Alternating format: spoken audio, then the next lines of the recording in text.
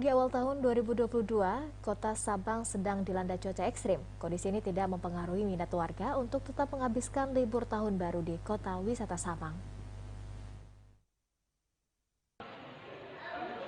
Sabang termasuk salah satu destinasi wisata yang menjadi tujuan wisatawan untuk mengisi waktu libur wisata di Pulau Sabang. Kondisi cuaca yang kurang bersahabat ternyata tidak menurunkan minat warga untuk berkunjung ke sejumlah objek wisata yang ada di kota Sabang.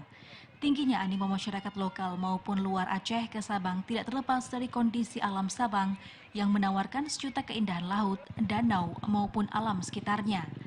Kondisi alam Sabang yang menarik membuat para wisatawan tidak pernah bosan untuk mengunjungi pulau di ujung Sumatera ini. Seperti yang dituturkan dua orang wisatawan asal Medan, Khalila dan Wina. Baru kali ini? Karena menarik. Menarik ya? Dari Medan? Enggak ada. Dengan keluarga perginya? Ya, wisata tahun baru. Oh. Saya udah ke-4 kali. Karena orang tua kebetulan belum pernah ke Sabang, jadi mau ngajak ke Sabang. Oh.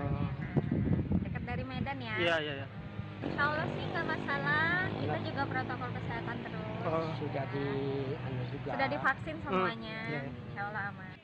Keindahan Laut Sabang pernah menarik perhatian sebuah majalah traveler internasional yang terbit di Jakarta beberapa tahun lalu.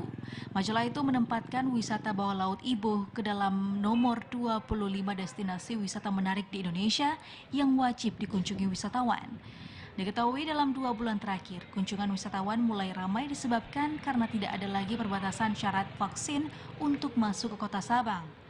Berdasarkan data yang diperoleh dari Dinas Pariwisata Kota Sabang, tahun 2021 jumlah wisatawan sedikitnya meningkat menjadi 128.190 orang dibanding tahun sebelumnya. Jumlah wisatawan yang berkunjung ke Sabang nihil karena pemberlakuan PPKM pada tahun 2020. Sementara itu di tahun 2019, 2 tahun sebelum pandemi, kunjungan wisatawan ke Sabang diketahui mencapai total 620.694 orang. Dari Sabang, Mahfud, TVRI Aceh melaporkan.